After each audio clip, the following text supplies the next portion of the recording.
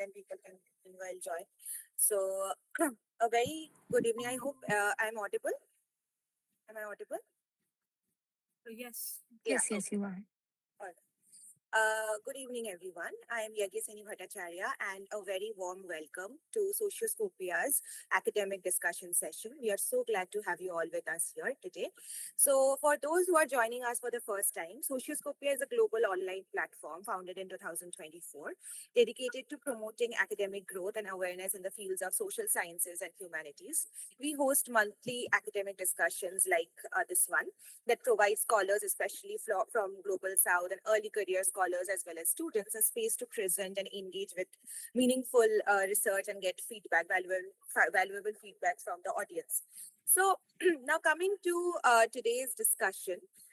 Today's discussion is titled Draupadi, the Fierce Feminist, Revisiting Chastity, Honor, and Agency, a conversation that invites us to look at one of the most iconic yet complex female figures in the Mahabharata, the epic, through a fresh feminist lens, examining her rage, her agency, and her refusal to accept injustice without accountability. So, before we begin, I would also like to introduce our very special guest today, Dr. Oli Roy. Dr. Roy is a historian and gender scholar who holds a PhD in history from the Center for Historical Studies at Jawaharlal Nehru University.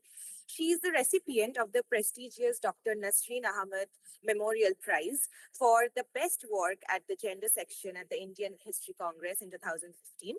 Her work sits at a rich and important intersection of history, gender, and classical texts. So, and also a quick note, this Google Meet link may expire after an hour. So, if you get disconnected, please rejoin using the same link. And we will also notify everyone in the chat box. So, yeah, Dr. Roy, the floor is yours. We are truly looking forward to your great presentation. Thank you. Thank you, Yagaseni, and thank you, Socioscopia.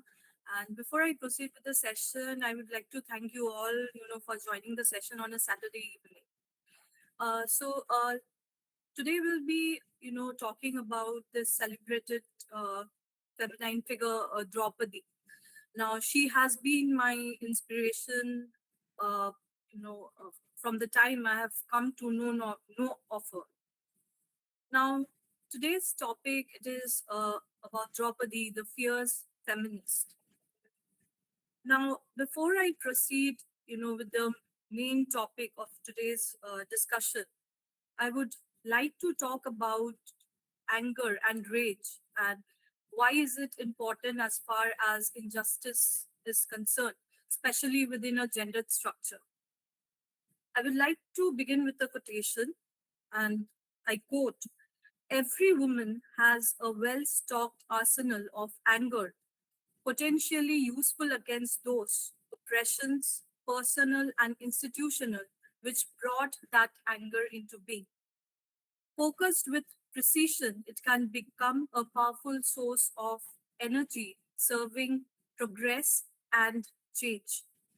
Now, in contemporary times, many of us have observed, that the anger of women has often been demonized. Women have been labeled with names. They have been considered hysterical. They have been called crazy or too loud or criticized for being angry, when they have been wronged. Now, this is one of the indications of a patriarchal society, shaming her for raising her voice, and it actually overshadows the crime that has been committed against her. And it is a tool, shaming her, for raising her voice. It is a tool for controlling her as well. And as far as anger and rage is concerned, it is uncomfortable for the misogynists because it raises concerns and questions about thoughts and practices, that have proven to be beneficial to the needs of a patriarchal society. Now, why studying anger and rage is important? Because anger and rage, it is often a record of injustices that has been done. Now, at the same time, we need to understand within a gender structure, a woman's anger and rage is also an act of transgression, because a woman's pain has been, it is about resilience, but at the same time it is expected that she would remain calm, composed, and also that she needs to adjust and even compromise. Now women have been they have been conditioned in a manner that she is dependent on the goodwill of uh, patriarchal power. And at the same time, what it does, it teaches her to accommodate a bit more injustice in order to for the convenience of the patriarchal society. Either she's expected to accept or ignore humiliation. And what causes this anger or rage? It can be a repetitive acts of exploitation or oppression or harassment. Now, what is expected of her within that situation when she is violated in, and she can be violated in varied forms? That that would make her strong. That would make her resilient. That would make her wise. But at the same time, what is being done is that her anger and rage is also being ignored. The very focus, the very origin of what has caused that. But while studying, anger and rage of a woman, at the same time, we have to keep in mind that it cannot be generalized. The context might be different. The articulation of the anger or the rage, it can be different. It can take varied forms. Rage need not be loud. Her silence is also a form of resistance. For example, a woman who has articulated her anger and rage within the private domain, it is often has often been archived as not serious or has been termed as apolitical. Now here I have in order to understand anger and rage of a woman, uh, I'll be referring to Audre Lorde's piece, The Uses of Anger. And she said, I'll be quoting her, I've lived with that anger, ignoring it, feeding upon it, learning to use it before it laid my visions to waste for most of my life. Once I did it in silence, afraid of the weight. My fear of anger taught me nothing. Your fear of that anger will teach you nothing also. It can be anger of exclusion, of unquestioned privilege, of racial distortion, silence, ill use, stereotyping, defensiveness, misnaming, betrayal, and co-optation. Now, like from my personal experience as well, because I very like I believe that personal is political. Like whenever we as women we have tried sharing our anger or rage, uh, as I've mentioned, that either it has been ignored or it has been you know uh, did not get the attention that it required. It Anger or rage is for a patriarchal society, it is fine until and unless it matches the metric of a patriarchal society. So Audre Lorde also shares how once within an academic uh, space, a white woman told her to share her experience not too harshly because or else she cannot hear her. Now, she also points to a bitter reality of a woman's life, you know, and it does is it does happen in reality. She says when a woman expresses her anger and rage, and it not only transition it is not only liberating and strengthening, but it also tells or exposes who our allies are and who all are our genuine enemies. And again, as I've already mentioned, she very rightly points out that anger it is filled with information. Now, at the same time, she warns us we cannot allow our fear of anger to deflect us nor seduce us into settling for anything less than the hard work of excavating honesty. Now, she also explains how anger is different from hatred. While hatred, it is about destruction, it is about death. Anger, it is about change. Now, the society, it is not equipped to understand, a woman's anger or rage. So mostly it is avoided, it is deflected, or it is covered under guilt. So it is very crucial to observe that while a woman is expressing her anger or rage, how the society is responding. Is it questioning or criticizing the oppressor more, or the oppressed? So, and in this regard, Audre Lorde has explained as to how the society often uses guilt to deflect from the issue. Now she says, I cannot hide my anger to spare your guilt, nor hurt feelings, nor answering anger. For to do so insults and trivializes all our efforts. Guilt is not a response to anger. It is a response to one's own lack of one's action or lack of action. If it leads to change, then it can be useful, since it is then no longer guilt but the beginning of knowledge. Yet, all too often, guilt is just another name for importance, for defensiveness destructive of communication. It becomes a device to protect ignorance and the continuation of the things the way they are, the ultimate protection for changelessness. The only reason that I'm talking about guilt and how the society deflects or ignores is very much reflected to how Draupadi remains firm, or remains rooted in her decisions. Now, uh, before I proceed with the session, now for today's session, rather than approaching the session, as a literary session, I would also like to reflect on some broader questions. The questions are right there on your screen. Like, is it visible?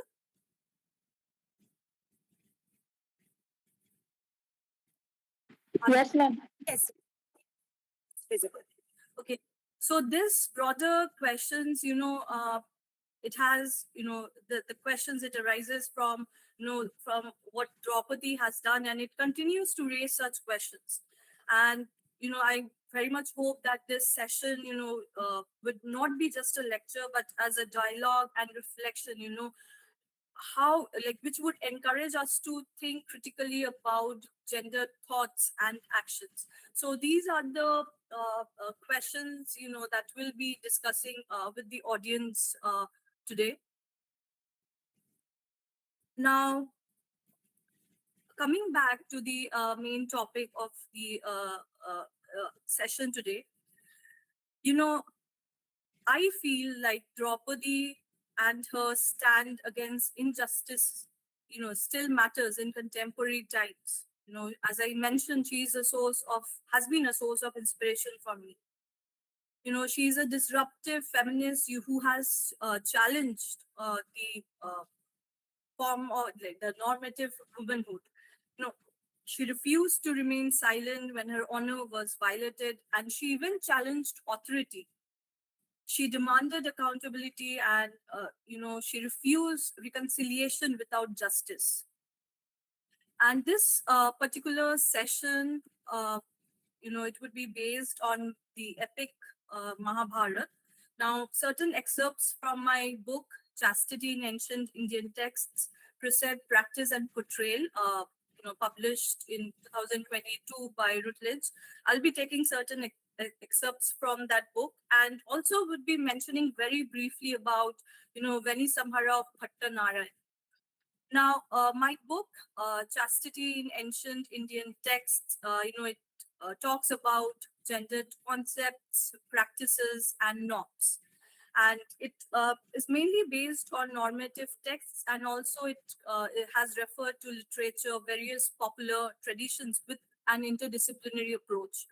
Now, the issues that has been dealt in the book, it ranges from definition and nuances of sexuality, social and uh, reproductive rights, to what conformity and transgression is, and what it means and has implied for individuals across gender and social identities. So it is mainly based on a collection of narrative literature from ancient India, and it has referred to Brahmanical sources like the epic literature, the Ramayana and Mahabharata, and the Purans, except the Bhavishya Puran, and non-Brahmanical sources like the Jatakas and Hala Sattasai. Now, while dealing with ancient Indian literature, we as historians, we do keep in mind that, most ancient Indian texts, they have been written for centuries. So these texts, they do suffer from interpolations, but at the same time, why is it useful? It is useful because it helps in understanding the various changing circumstances that might have reshaped the texts, in order to maintain its legitimacy, its existence, and also connection with the society. Now, I'll be giving a very brief introduction to the first primary source that I've used for the session today, like the Mahabharata. It is a part of the oral tradition and it has been composed over many centuries. Like neither epic events can be precisely dated, nor we can speak of an epic period. And the reason that it is of great significance is because it has multiple, like it contains multiple layers of social formations. Now, while studying the epics as historical sources, one also has to identify the multiple chronological layers and the contradictions. The composition of the Mahabharata has been placed by various historians between 400 BCE and 400 CE. And the Shanti and the Anushasan Parva and the early part of the Adi Parva are considered as, later additions. Now, the Mahabharata, it deals with a variety of themes. Now, in its present forms, it contains around 1 lakh verses. Initially, it was called the Jaya and had only 8,800 verses, and then it came to be known as Bharata with 24,000 verses. Now, it does the Mahabharata in its initial phases, it reflected the painted grey way culture, the PGW culture that we call, and the Iron Age, where the economy of people was mainly based on agriculture, cattle breeding, fishing, and hunting that led to the second urbanization in the north central India. Now, the war that we all know of, the war that is mentioned in the Mahabharata, it portrays a transition into a patrilineal society. Now, the Mahabharata also refers to various clans like the Gandhara and Madra clan located in Punjab. It also refers to Yavanas, Shakas, and Hunas of the post-Mauryan period. The text, it also reflects the transition from the chiefdoms that can be dated around the first millennium BCE to kingdoms. Now, Draupadi, coming back to the main theme of the session, Draupadi, she is a celebrated female figure in the Mahabharata. She is referred to as Devi. She is described as high-born and chaste lady. Dhritarashtra, called her a chaste and devoted to virtue, and the best among all his daughter-in-law. Now, Draupadi, she did not have a natural birth. She rose from the center of a sacrificial altar. Now, Draupadi, she was always self-sacrificing and thoughtful for her husbands. Now, when the Pandavas lost the dice match to the Kauravas, she was dragged to the court while she was menstruating and was besmirched. Now, Dhritarashtra, out of affection for Draupadi, gave her a boon which she used to save her husbands from the slavery to the Kauravas. Now, the Pandavas, as a result of losing in the game of dice, as we all know, they were sent to exile. Draupadi left Hastinapur in tears and clad in one piece of cloth stained with blood and with hair disheveled left with a strong sense of vengeance. She also cursed the wives of those who were responsible for her condition, that on the 14th year, those wives will be deprived of husbands, sons, relatives, and the dear ones. Draupadi, she also blamed the Pandavas, her husbands. Now, Dhritarashtra, he was aware of the outcome of Draupadi's insult, the vengeance of a Pativrata, because ancient Indian literature talks about how powerful a chaste woman, a Pativrata, can be. He feared for his son's lives. For her vengeance, Draupadi practiced penances for Duryodhana's fall and the success of her husbands. She practiced severe austerities. She slept every day on the bare ground and intended to continue the same till the end of war. Now, Draupadi, for me, she's one of those exceptional women, who stood strong for justice and, you know, uh, burned like fire till her abusers were punished. Now, in another episode, when the Pandavas they were preparing for the last year in exile, they decided to go to the kingdom of Virat. No, Draupadi was to go as the Sarindri there, or no, uh, a class where they were employed in the service of others. Now, Draupadi, though entered the city in a dirty cloth, the queen, she was hesitant in employing her, because of her beauty. But Draupadi, with pride, she retaliated, that she had five Gandharvas as her husbands, and they would always protect her, and anyone who will desire her will be killed by them. But Kichaka, the brother of Shudeshna, he was full of lust after seeing her. So when he approached her, she warned him about her husbands. But that she was married, no, that did not stop him, and he continued, harassing her in front of Yudhishthir and Bhim. Now Draupadi, the fierce character that she is, she revoked Kichak in front of everyone and praised her husbands. And again, she strongly condemned her husbands, like who were not able to do anything even after witnessing such an incident. She revoked the king, Virat, and condemned his conduct. And she said it is like that of a robber and not of a royal court. Draupadi, she convinced him for taking revenge, and other Kichakas, condemned her and called her an quote unquote an unjust woman. And she was later, Bhim, he took the revenge and she was saved by Bhim.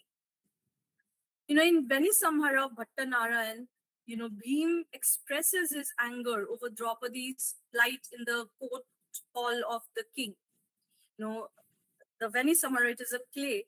It is placed in the latter half of the 7th or the first quarter of the 18th century.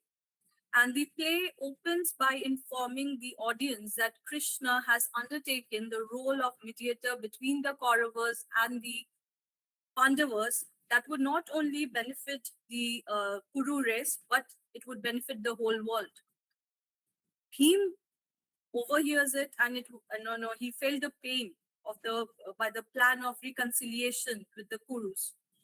And Bhim, he pledged to try tie Draupadi's hair with his hands, red with the greasy, clotted, and thick blood of Duryodhana, whose pair of thighs will be mangled by the blow of the terrible mess, and putting him whirled round by throbbing arms. He was also enraged by Duryodhana's wife's sarcastic comments on Draupadi's disheveled hair.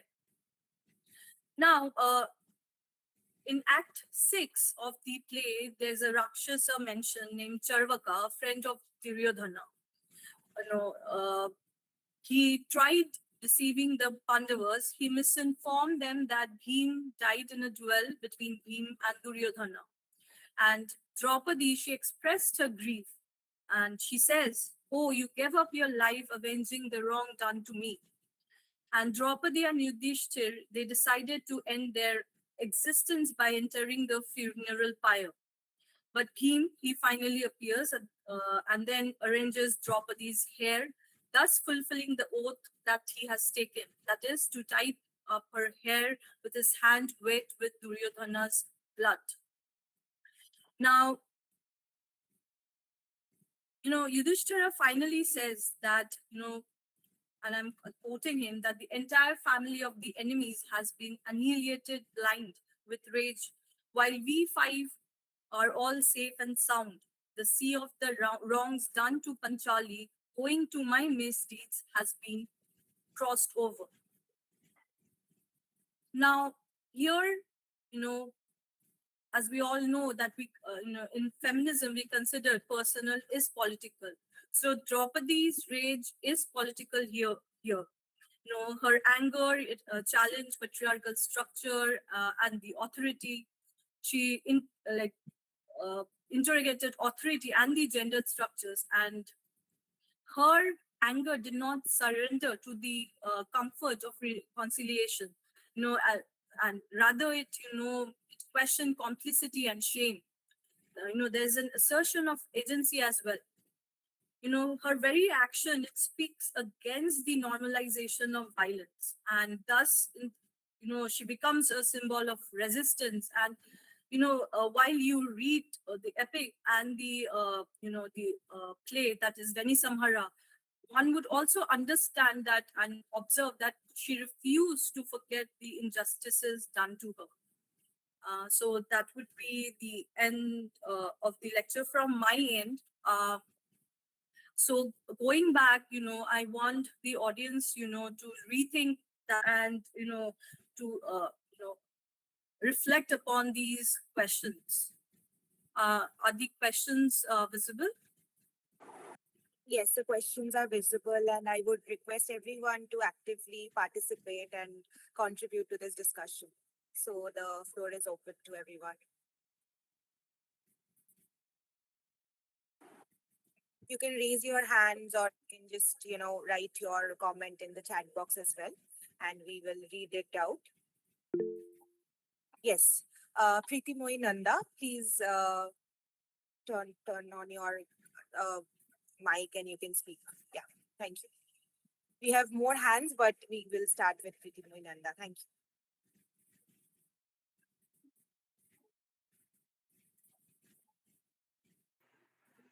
Hello everyone, and I am Pritima Nanda. And my question was, I mean, how could I mean, uh, why Draupadi never said whatever wrong was with her? Why she never why she never got angry on her husband? Like, it's their duty to protect her dignity, but they are failed to protect it. So please, ma'am, can you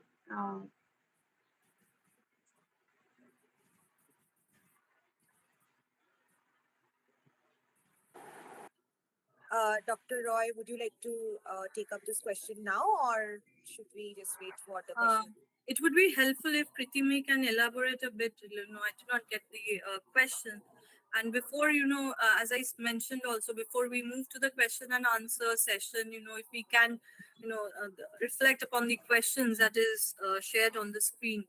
Yes, absolutely. So, Pritimoy, if you could maybe reframe your question a little bit, like we will wait for you. And before that, we would like people to contribute to the discussion, like, as in answer the questions that Dr. Roy has shared on the screen. So, Dabita Biswas or Divya Uttara, anybody, Dabita first raised her hand. So, if you could turn on your mic and speak like your answer or anything if you have the answer to the one of these questions. I do have answer to the question that can silence be political within gender structure. See, for silence means many a times it is a point of resistance and everything, but silence does mean yes to many times, because unless or until we voice out, people, the next person, the oppressor don't know that we are being oppressed. The more we become silent on things, the oppressor become aggressive towards that. So sometimes I think that voice is needed yet, but why silence is imposed on women morely, because of this idea that we don't protest, because people think, or people like to believe that women should not protest, should not have a voice. They have a silence in their work or even in their protest. So I think it is quite unfair to judge, because everyone can't read your silence. For reading silence, you need empathy, you need certain kind of sensitivity that the oppressor don't have. That's the reason that person is oppressing you. So I do feel that yes, silence is gendered, as well as I do believe that voice should be there in that. That's my answer to it. I have a question for it as well, but I would like to ask later on. Thank you. You can ask the question. We can move ahead with the other questions later. Then, Sure. So would you like to take up this question now? yeah. Because it's associated, right? So Dabita, if you could share your question as well, because I I think it's related to your answer, right? Yeah, right. So it's like there is a scene, as in class 12 we have Mahabharata as a part of history and showing how the family system works. So there was a small quote in that book that I have read regarding that she has asked her husband that how can he put her in the like gambling, as she is not the property of her husband. She's He not a. needs property of her husband, because when the husband has lost himself in the game, right? So Hmm, how can she become a slave? Like he don't have that operation. Like a man has lost himself, so how can that man put forward his wife into it? hmm, So that was that she raised a question. What men, like the wise men, have failed to answer that. So hmm. do you think that that she has raised a question is a firstly a violation of the social structure or the social norm that we expect from women, and secondly that the question that she has put forward is quite relevant in today's time as well, Yes. because if we will see that this question is not maybe that context for Draupadi, but we will, if we see in today's time, that question is quite relevant and no one can answer that. And this is like a question that should be there in everyone's mind, as we see that people, like in whatever situation the man is, they have a control, they seem to have a control over their wives or their other female aspects. So what do you have opinion on that, and how will you answer to that? That's the You only answered the thing. question by yourself only, and as I told you, she she is one of those very exclusive character who has who did not conform to the existing notions of womanhood. She questioned masculine authority. She the dice hall, the that scene that we talk about, it was a political space, but that did not deter her from questioning the authority, the royal court of what was done to her, right? Yeah, And she did not settle for, as I mentioned, she did not settle for any reconciliation, right? And right, I think her not settling for any kind of reconciliation, it actually have encouraged generations of women, because even today, on Instagram reels, when women are voicing their, their suffering, their questioning, they are shamed, right? exactly, And many women, they do give in, right? But rather than being judgmental, we think we need a structure, where women would feel you know, safe to, voice her sufferings, right? Because not every space, even today, it is not, um, like, how do I put it? It is not, it, it, it like, it doesn't, it, ignores a woman's voice totally. They would Exactly. say, she's overreacting. But when you see, when you read the Mahabharata, I did not see that happening. How, how the people around her responded. Like, as I mentioned, Dhritarashtra knew, what would, Draupadi's, sense of vengeance would do to his sons. So that would be my opinion. Yeah, it was a wonderful because she does like she is kind of the first character, like if we read in anything, that she has a like feminist voice, if we say, like in any kind of character over any literature, like she has that fury. But it is always stuck to my mind that why can't she have, like, even after everything she has, what she begged was like to free her husband. Like I do question her choice, because why would you free your husband when that person, or your husband who has enslaved you, like that kind of a thing that I always, like, I want to know why she had done that. But yeah, She like that. questioned them, because, like, most of us, we have this sense, the characters, the female characters in Indian literature, they do not, voice, you know uh, when any injustice has been done. But it is not true. If you read, why did I say why silence is also important? Because, like, as social scientists, we have been trained, how to read about the silence that exists. So silence Yeah, always, does not mean, that you're agree. Silence also is a form of, resistance. So I think the characters, that, in ancient Indian literature, we have to, study them in a more nuanced manner. Because, if, like, especially, for example, like, we are talking about Draupadi today, whether it were the elders in the court, she did not, you know, uh, like, her questioning of, her husband's also reflects, the imbalances that, existed. exactly, So exactly. thank you But for the people, question. yeah, Like, when we talk about, gender, or issues relating to gender, there, I've always mentioned, you do not have in black and, like, answers, or, resolutions in black and white. There are different shades of it. So, but yeah. But people still blame Draupadi for the war. Like I don't make sense of that sometimes too, because like people are like that she's the reason the war was fought. But if we see that it was the war was fought because of political reasons too.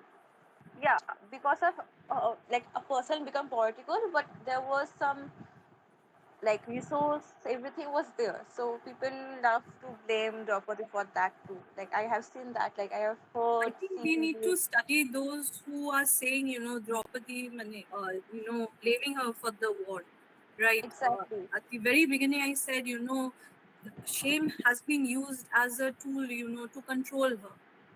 exactly, And I think it's exactly. very quite inspiring, all that, that did not deter Draupadi, from taking, a stand. Role, exactly. And I'm really sorry to interrupt, but we have many more hands. So next we have Divya. Could you turn on your mic and ask your questions, or share your comment on any of the questions? Maybe Divya. Hello, everyone.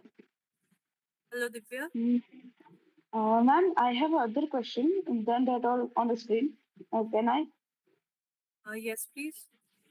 As you tell us that if she is herself Devi, highborn and just Sati woman, then why is it depend on look on other for help or justice.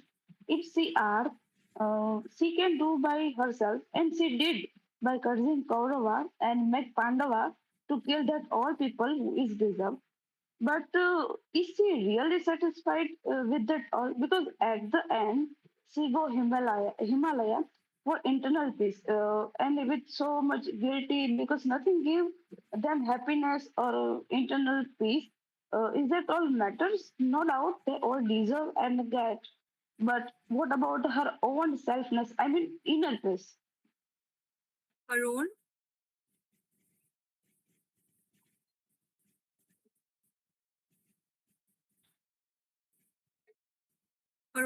what can you like?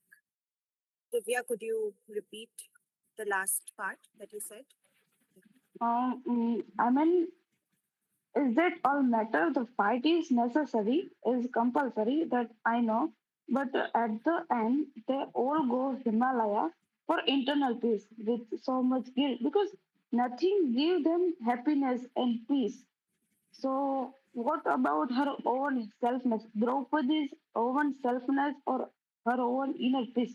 What is the what makes him push to do that all and forget her own self? Are you asking like if they have gone for to the Himalayas for internal bliss, like she shouldn't have fought for the injustice that was done to her? Like, I'm not sure if I got the question right. The fight are okay, the fight is necessary, but my question is what about her own selfness? In that all jungles, she forgot her own self. That is, she is a Devi and just and has that much all powers.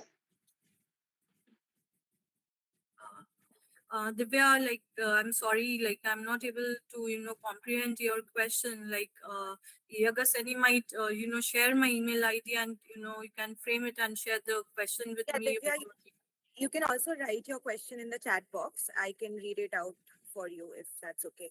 I think Swapnil Sri had also raised his hand. So if you could turn on your mic and share your question or, comments on. Yes. Thank you. She, first of all. Oh, I'm so Uh, sorry. I'm so it's sorry. okay. It's okay.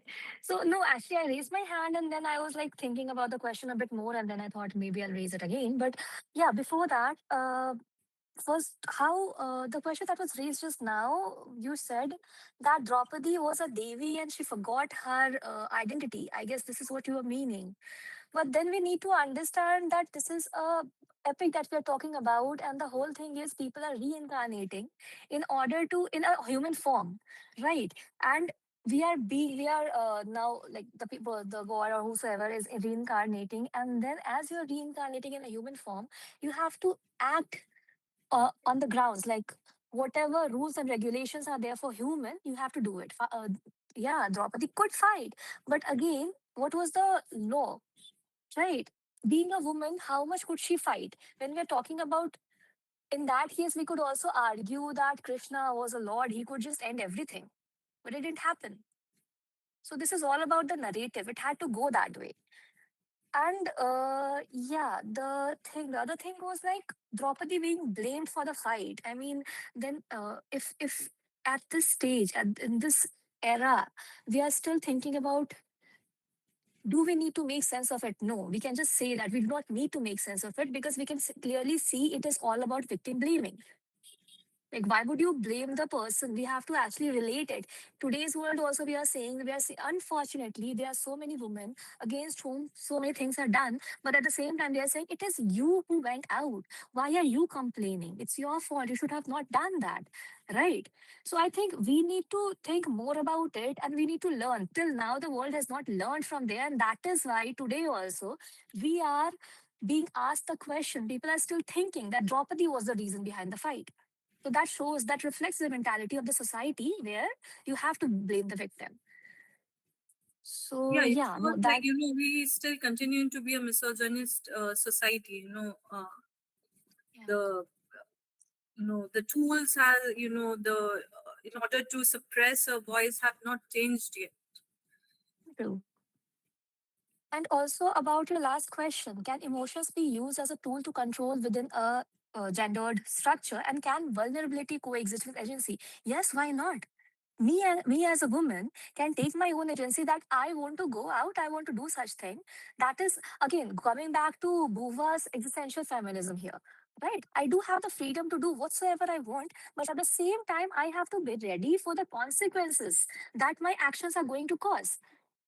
So again, obviously, vulnerability is already going to be there. And this is not only in the gendered structure, but also in any structure. If a poor person is going out and he is being, uh, like shot, killed, as we can see nowadays, someone is like just, having accidents. People are like just, driving on the poor people. So again, yeah, we do have agency. We do take the freedom and we do have the choice to take the agency to act as per our wishes. But again, we do need the support of the society. And I think that was the main concern here. Draupadi wanted justice. And why should she only? Because when you're saying you are the provider and protector, where were you? You are not the protector there. So the society says that we are the protectors, so protect and show me that you can protect me. And if you cannot do it, then I'm so sorry. You don't deserve to be called that. So yeah. Thank you, Swapnil. Talking about the various issues, that still holds, they are not right. The questions that I've put on the slides, they are legitimate questions, and the reasons I've put those questions, on the slides in order to like to understand, and also show that how those gender thoughts and actions, they are a past they are past continuous thing. There is a continuity, right? Yeah. Mhm. When we talk about how vulnerability, it can coexist with agency, as you said, that a poor man, even if he's out at night, he might get killed. But again, we have to understand, the groups that are oppressed, even within uh, a structure wherein people have access to less resources. Those, if we talk about women, they are more oppressed even within that structure, right?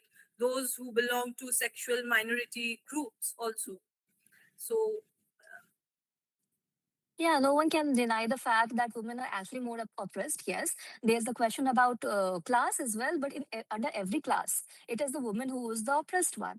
Again, you're going back to the resources, yes, because she does not have the resources. We are not giving them enough financial security even at this point. I mean, I am going to various universities giving interview, and then the question being asked is like, are you planning to marry anytime soon? yes, Like, are you really going to ask the same question to any other yeah, male candidate? like uh, I guess you have, like it is 2026, and I can say, like, on records that on like 2016, when I was giving my interview, I was asked of my marriage plans.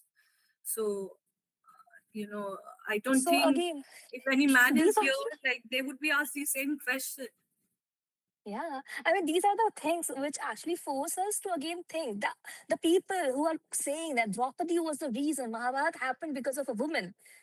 Why did it had to happen because of women? Why was it that Yudhishthir there in that court sat quietly, just putting his wife, like who gave him the right? Draupadi was there, she went there, she asked this, who gave you the right to do it? And unfortunately, even after that speech, this whole procedure, it went on. It didn't stop there. No one stood there to question the fact that no, Yudhishthir was at wrong. This is now the rules are broken. This does not apply here. She should not be here. So no, no one was there. So yeah, I I mean, guess there's another poem. I think all of us must have heard to it, like Draupadi Shastra Utalu, right? yes, yes. But at the same time, my question is, as a woman, I don't know if you would agree or not agree. Like, I cannot always be in a defensive mode, right? This needs to stop, right?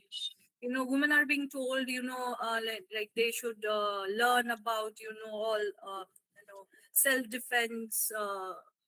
They should go for self defense classes. But does that really, put an end to the problem that we are talking about here? nothing is going to end it until unless the society changes. And why are we put in that situation where we actually have to fight? If there are one or two social annoyances, so like, okay, fine, two or three robbers are there, this and that. But when the whole society wearing this, veil of, protector, and then, no, no, women should be like this, we are here and there. So, no, why should we need the protection? Be No, safe why should enough that there we can be be, free enough. why should there be a situation when, we need to be protected? And those who Exactly. are being called protector, they also become the oppressor. And we know of those Mm. cases, right? And actually, we need the protection from them. So again, Exactly. we are coming back to the same thing. Like, why? And doesn't matter a woman fighting. How much can a woman fight? And You with can't like be in to a how much people? defensive mode, 24/7 at Yeah, home, at outside, public and private domain. That takes a lot, right? yeah, So thank you, Swapnil, for yeah. the Thank you so much. Yes. Thank you, Swapnil. And now we can move to the chat box. We have many questions actually. So the first question is asked by Anjumani Chakraborty. So she is asking that can the cultural scripts and women's quest for autonomy be seen in the character of Draupadi? And I think there is a follow-up question. No, the same question. Yeah. so the can the cultural scripts and women quest be seen in the uh, so uh, you know I think if we try to look at women's quest for autonomy, be seen in the character of Draupadi, I would say the epics has a multiple layer to it. It reflects multiple social formations. So, yes, within a particular gender structure, though limited, you know, I can say, a woman's quest for autonomy can be seen in the character of Draupadi, uh, like as Mia, like Swapnil also pointed out, like, a woman's, she constantly fights, when a woman fights even against injustice within a private domain, it is her quest for autonomy, autonomy over her life, over her body, her mind and soul. So all of them are interconnected. Uh, Hope, Anjumani, I have answered your question. Um, okay, so Anjita Anil has said that interestingly, my research article published in the Critical Research on Religion Sage discusses about the gendered vengeance in Mahabharata. It mainly focuses on the characters of Draupadi, Gandhari, Amba, and discussing how revenge and emotions like anger are gendered. Anyone who's interested may just give it a read and uh, shared the link. So Well, thank you. Like, yeah, if you want to, you can also turn on your mic and share maybe some portions from your study if that's okay with you. Or um, do we have Anjita still with us? we I Anjita. No, I don't think so. I think she's left. Anyway, does anybody else have anything to say, like regarding the questions that Dr. Roy has shared, or anything to ask? Maybe now I think we have kind of like we have also started our discussion, like question answer round as well. So if you have any more questions or anything else, you can surely raise them right now, or you can post them in the chat box. Yes, Karthika, you can turn on your mic and share your any if you have any the answers to the questions or your question itself. So yeah,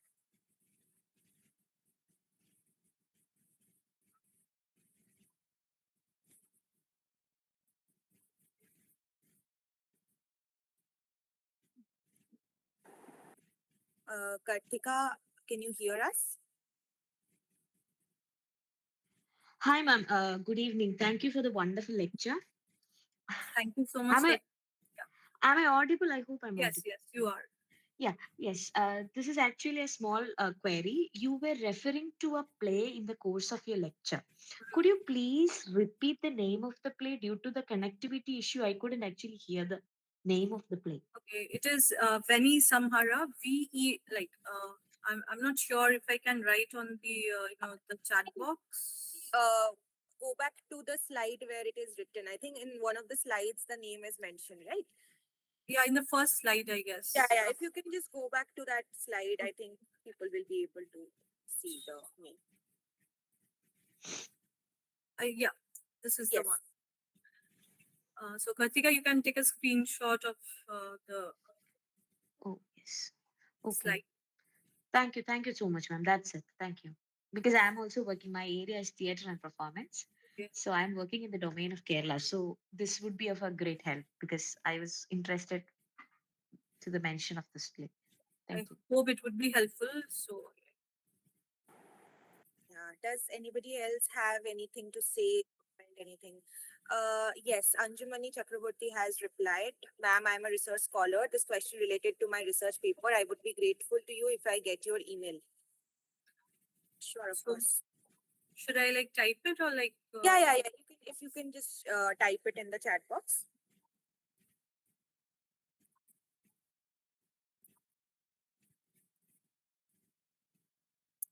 hope it's visible? Like I'm not Yes, sure. yes, yes, it's visible.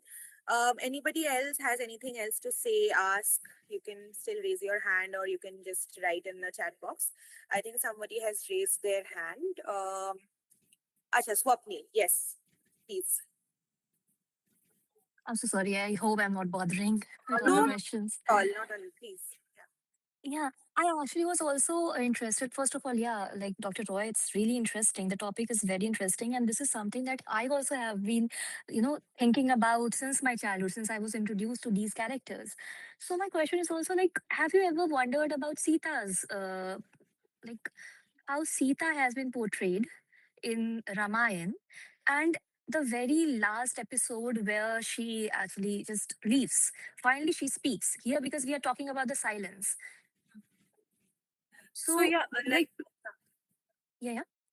so like you know s- that's what I was saying. The female characters, in ancient Indian literature, they have been portrayed in a manner like that they did not voice their opinion, they did not resist.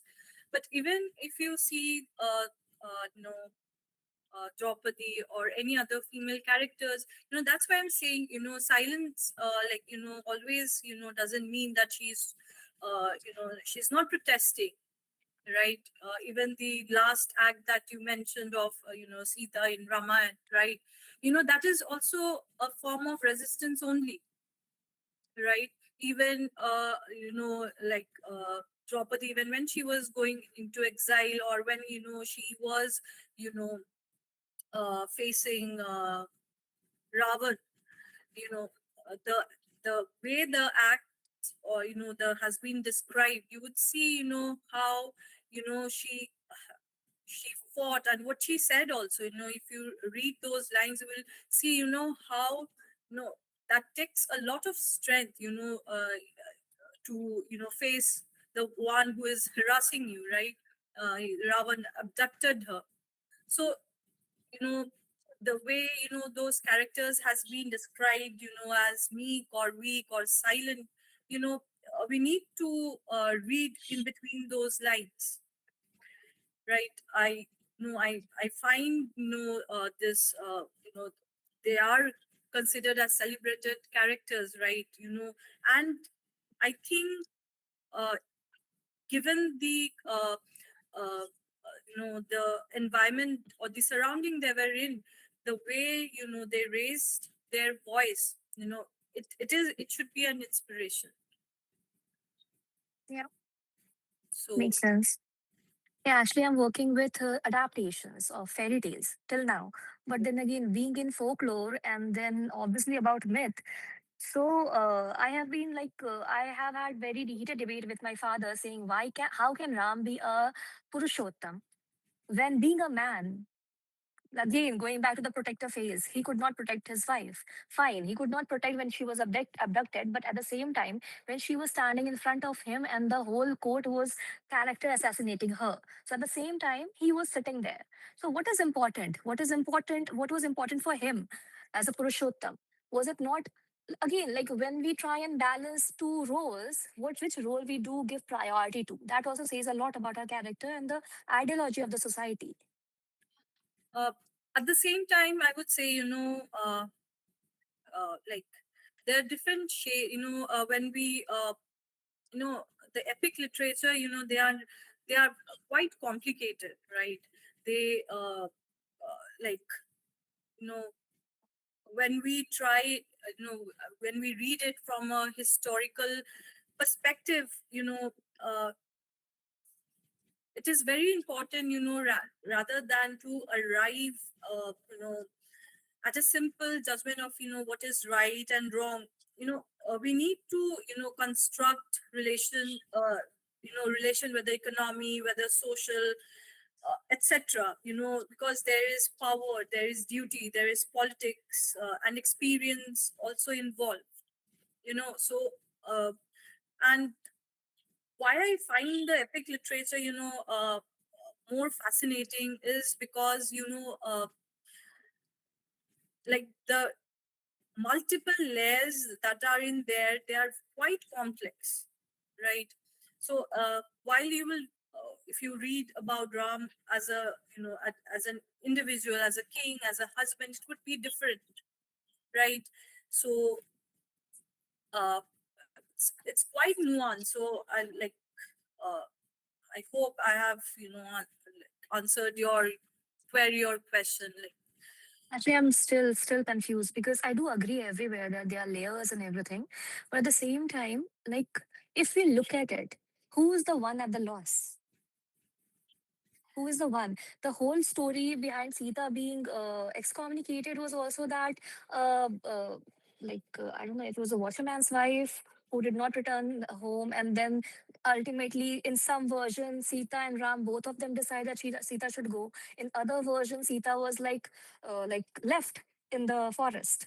I don't know. I've not read it, but I have only, unfortunately, I couldn't read it till now. I have only watched various what do you say, adaptations, TV series adaptations. So if we see that, so was it also not the role of a king to make a judgment there which could say that a woman has a right, and because of some situation if a woman is not able to return, so it was Sita also was at fault here if she was also the one who agreed on leaving. Right, because only if she could have stayed there, it would have given the other, being the queen of the kingdom. You are in the position of power. You are the ideal how a woman should be. So you see, should have stood your ground. I would tell you, no, to keep certain things in mind is that, you can, look a little more deeply into, Sita's response. Uh, as I said, her last act of, leaving the earth, right? And also, you know, uh, you also need to understand, uh, the political background, right? Like the period in which Ramayana was written, and in order to understand, you also need to, as I said, the epic literature, they have undergone interpolations. So if you, for that, I'll not be giving you my views. That would be imposing my view. If you are interested in uh, exploring this aspect, you need to understand, the very structure of Ramayana as well. Which were the letter interpolations, which weren't. So that also matters. Yeah, true. So, like, there are, there's a, uh, you know, quite a, quite, there are like books and articles Multiple on this. multiple versions. Yeah, Yeah. and yeah, you can refer to A.K. Ramanujan book also, and there are articles and books on on the structure of Ramayana period wise. So it's like, I think your answer, you would find your answer there. Yeah, which book did you mention? I'm so sorry. Could you please A.K. repeat it? Ramanujan's book, The Collected Essays of A.K. Ramanujan. I can type it if Yeah, yeah. No, I've written that. Thank you. A.K. Ramanujan, the collected assessor. Yeah. so. Thank you so much. Thank you. It's really interesting talking to you. Sapil. Now, Subir Kapoor has written that for Sita, I feel any character needs to be discussed and interpreted in the times that they are portrayed in. So, any comment, Dr. Roy? Yes, as historians, it's very difficult. That's why I, advise Swapnil to, dwell deep into to certain resources in order to understand the structure.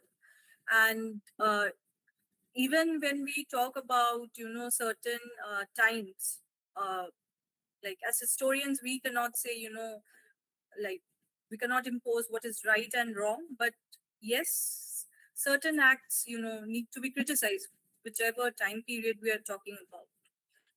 I'm not talking about a particular period here, but in general, like uh, a period, a particular timeline or period, does not validate, uh, might not validate a certain action, right? Absolutely. So, if anybody else has any questions, you can still ask, or if not, then we have almost come to the end of this session. Thank you so much, Dr. Roy, for such an insightful presentation and thought provoking presentation. We have definitely learned a lot about the character, and we have also learned how to, look at certain things, certain emotions from a very different perspective. And yes, like how different emotions and like particularly women's emotions are political in nature. So thank you so much for showing us that. And so yeah, and to the audience, thank you so much for joining us and for participating so actively in the discussion. Like you have contributed a lot. Like we have learned a lot from you all as well. So thank you so much for joining and contributing. And just two things I would like to mention. First is that we have posted two links. First is to the feedback and certificate form. So if you all like can fill it out, in like we will wait for 2 to 3 minutes more, and if you could just fill it out, and then we will send you your certificates. And yeah, and also if you would also like to share your research with us, anything like Dr. Roy, you can fill out our speaker interest form and we will get back to you very soon. So, yeah, Can you resend the forms? I don't have that. yes, In yes. Just, yeah. just Thank and you. Yagasini, before we end the session here, yeah, like I would like to thank Socioscopia and you and Gurni as well, right? For creating a space. We know, like how the brain rotting thing has been happening, right? So creating a space wherein we all can connect and take certain very critical discussions forward. I would like to thank you for creating that academic space, and like the discussion that we had today, it has been quite helpful for me, right? So, and I'd also like to thank you for all those who have joined. It's a Saturday evening, and academic discussions are I know, like it is not that easy to listen to for such a long time. So really thank you for that, and those who shared and have come up with their questions and discuss the questions that I've put in the slide. Thank you for that. So thank you so much, Dr. Roy.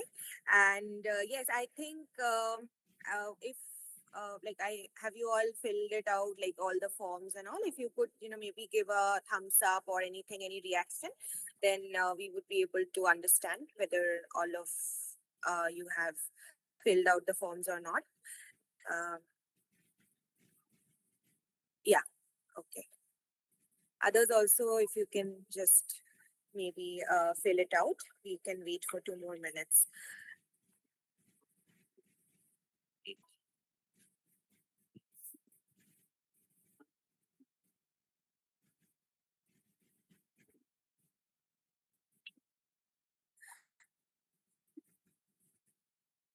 Yeah, thank you so much once again.